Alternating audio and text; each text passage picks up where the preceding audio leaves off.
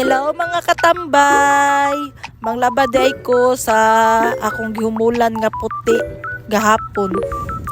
Kay bisan baya og tambay ta, kay nanglan pud natutabangan natong partner oy, like manglimpyo ta sa panimalay, manglaba, magluto, magatiman sa among mga alagang iring, kay daghan biya mig iring. Dili na lang pud kay isalig na lang nato sa iya hatanan, dapat sa relasyon magtinabangay jud para mulambo ang inyong relasyon. Dili na lang kay magsalig lang kaniya permi. O tinuod tambay ra ko, wala ko'y trabaho.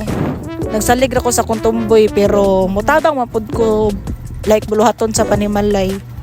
Nara ko sa balay pero magatiman jud ko permi, di ko ganahan maghugaw ang amua.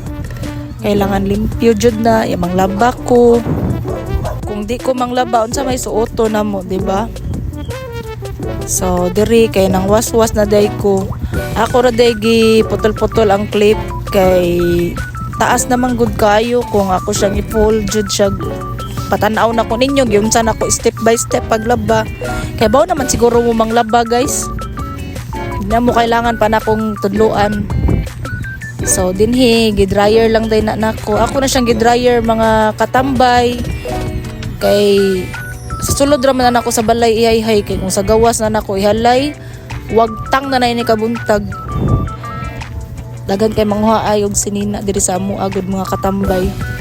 Sa panahon karon nga nanay dryer, di na maglisod og pangita og init unsaon pagpauga sa mga sinina. Hulog-hulog ra day na among dryer.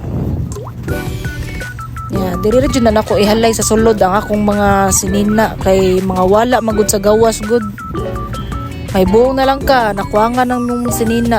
Kailangan dyan na ni mo ipon o maghalay magani ka sa gawas niya. Permi na ni mong atiman nun. Eh maulagi, na manguha og sinina. Manak ko mga katambay, thanks for watching. See you on my next mini vlog.